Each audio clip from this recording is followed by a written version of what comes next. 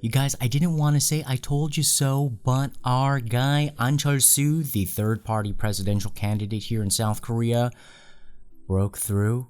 He is now a viable candidate for president. There is a path to presidency. He polled at 12%. I was going to bring you the news, but now he's at 15%. And now there is a scenario where basically he has it in the bag.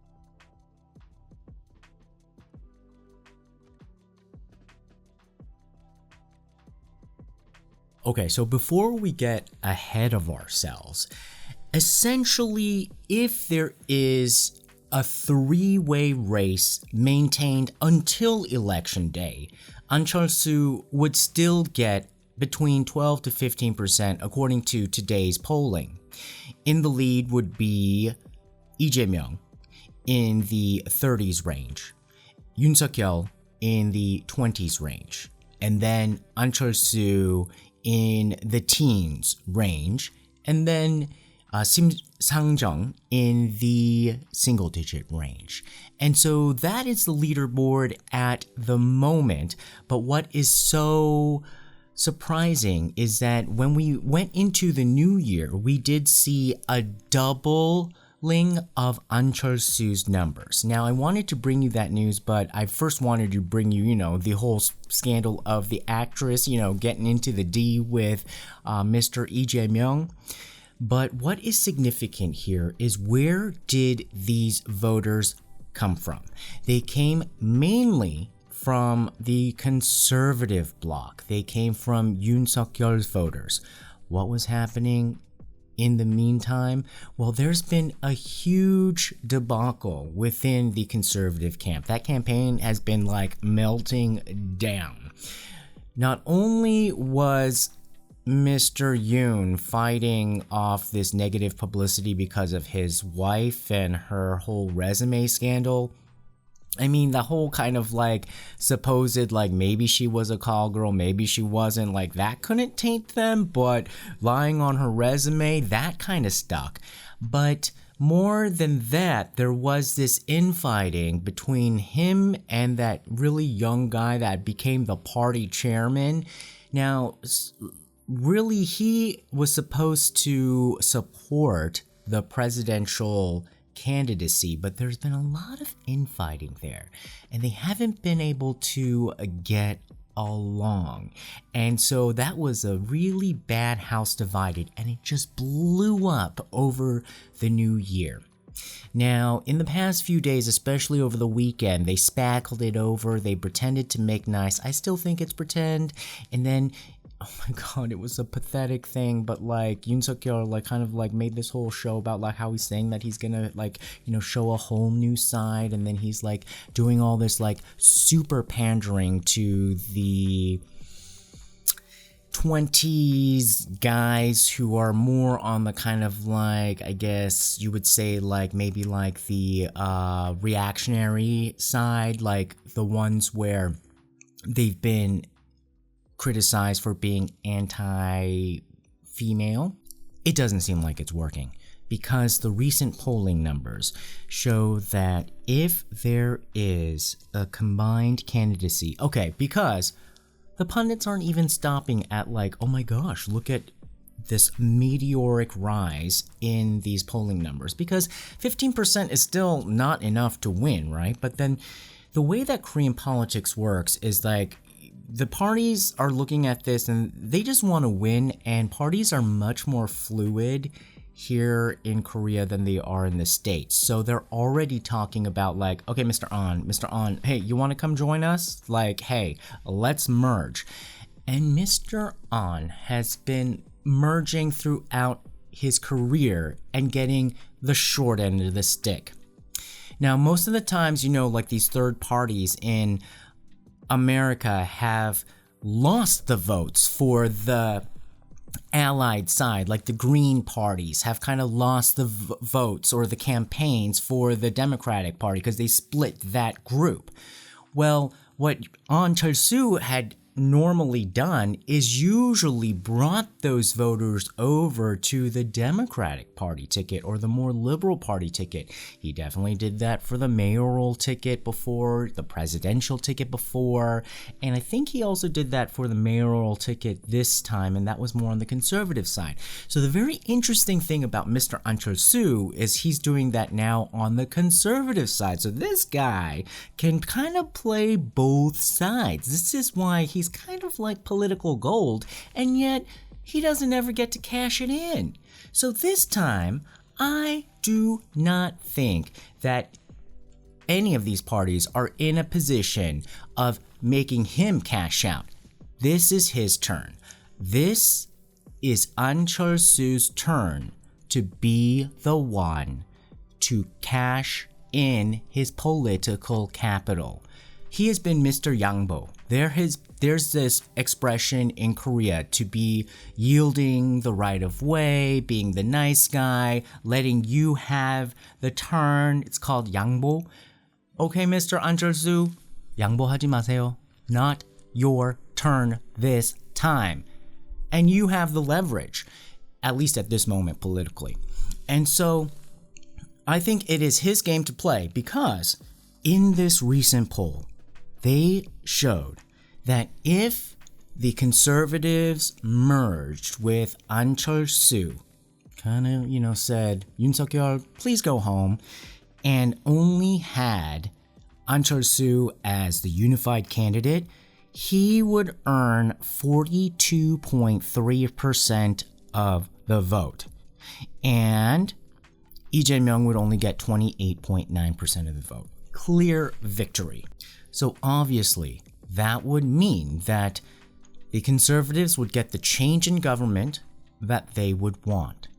And they would win. And that party is so interested in winning. Winning is all that's important to them. And Ahn Cheol Soo, they would probably be able to control. Now, what's more interesting, though, is in the same poll, if it was a unified candidacy and it was Yoon, only 34.4% said that they would support Yoon. And Lee had 33.6% in that hypothetical position. So that's a very thin margin. That would be still a win for the conservatives, but that's a very risky scenario because you would have a lot of the Ahn Cheol Soo voters peel off and go over to the Lee Jae-myung camp. You see, so Ahn Cheol Soo voters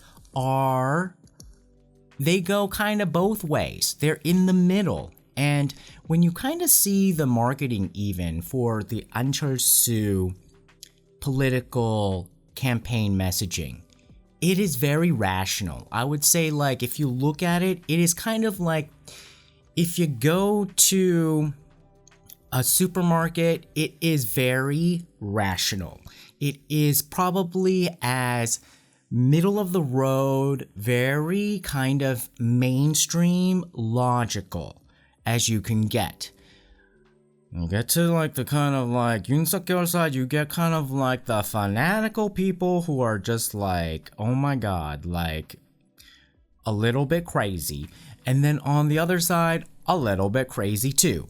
And so people will go both ways. And so I think he really does encompass both sides. It's just that he doesn't have the party power, and people still are very party oriented because they are loyal to the party. People want to be in, the centers of power. And so that is the problem with Ahn Cheol Soo right now, is that he's kind of like in his own rink-a-dink, like, kind of like individual party that doesn't really have a lot of funding.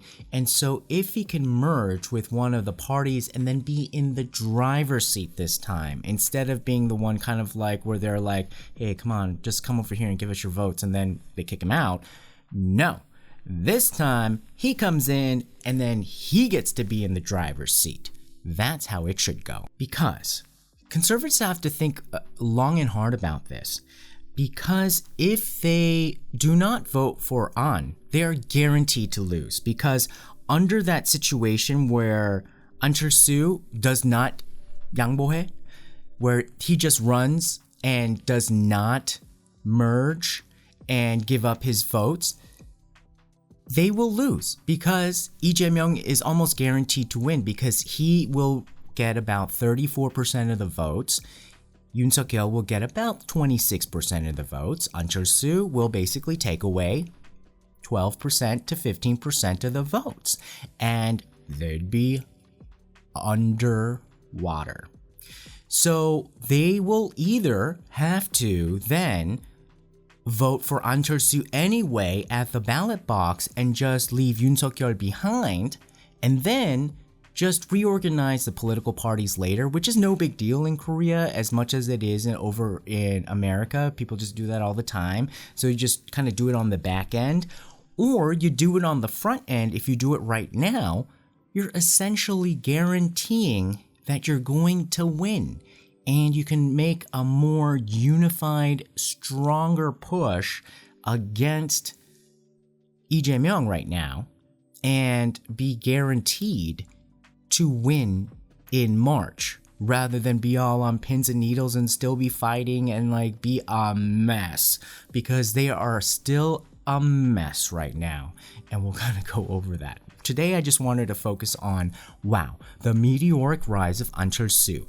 and how he is polling in record numbers and how this is just shaking up the political establishment. All of the pundits are recalculating the numbers, and already it's just immediate. Like, people are just so calculating here in Korea. They know exactly like how the next step of the game is played, and already they're just going into Ahn Cheol Soo and saying like, hey, are you going to then now accept this? Already the offer has been made to come aboard and unite. That's how fast they are. And already he's kind of being like coy, like, I don't think it's the right time. I'm just running on my own, which I think he should. Basically, the longer he waits, he needs to let this crap show just play itself out, because he does not want to step in this mess.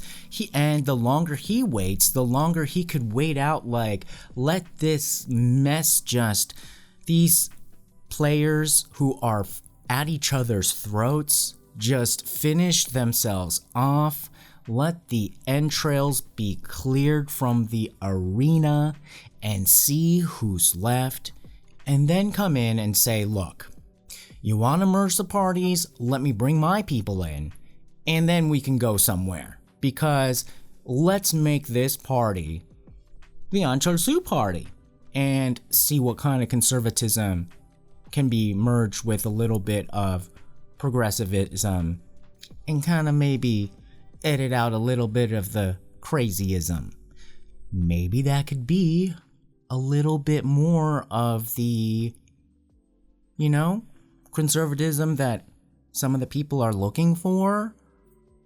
And maybe the crazyism can create their own party. That is the beauty of, I've seen as an American coming to Korea, is that there is more an ability for diversity in political parties. Yes, there are always two main political parties, but there are always, I would say, at least 5 active political parties that negotiate with each other, and sometimes they even merge, but there are all, even more than 5. I mean, there are sometimes even like 8 or 10 in active operation, but there are definitely always more than just the 2, and they're all building coalitions, and it's the active negotiations of different splinter blocks. Yes, it does create factions that then go at war with each other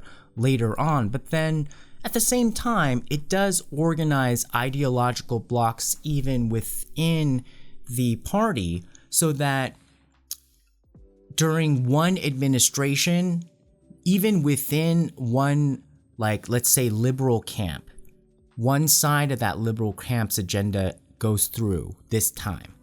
Then they wait until the next time. Then this other side's liberal sides goes through. Same thing with the conservative sides. So you had like the Lee Myung-bak side, then the Park Geun-hye side. They got their chance. I think the conservatives really fight more amongst each other, but who knows? Actually, no. The liberal side right now, like the Lee Nak-yeon side, is against the Lee Jae-myung side right now, so they're having issues right now too. And that is also the problem, is that they're supposed to have merged, and they're not seeing an uplift. So that is also something that they're worried about, is that Lee Jae-myung has seen no uplift in his numbers when he's supposed to have like this united front of two of his former rivals in the primaries going around the country saying like, oh, hallelujah, kumbaya, we're like all together, but no uplift because none of those other voters who are from his rivals are like paying him attention. So there are a lot of undecided still. A lot. So who knows? But anyhow, Ahn Cheol Soo, I told you so. I told you so is coming up. Is coming up. So what do you guys think? I mean, we'll tell you more about him if you don't really know more about him. But he's essentially a doctor, and so he'll be like the first doctor president. So it's like having like, you know, Dr. Fauci plus a president who can take care of, you know, any kind of epidemic, because he says another one is gonna come in the next administration. All right, guys, talk to you soon. Bye-bye.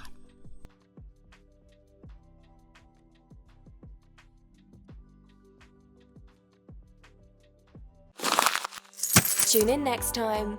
Don't forget to subscribe. Find us on YouTube, Instagram, Twitter, and Facebook. Love you.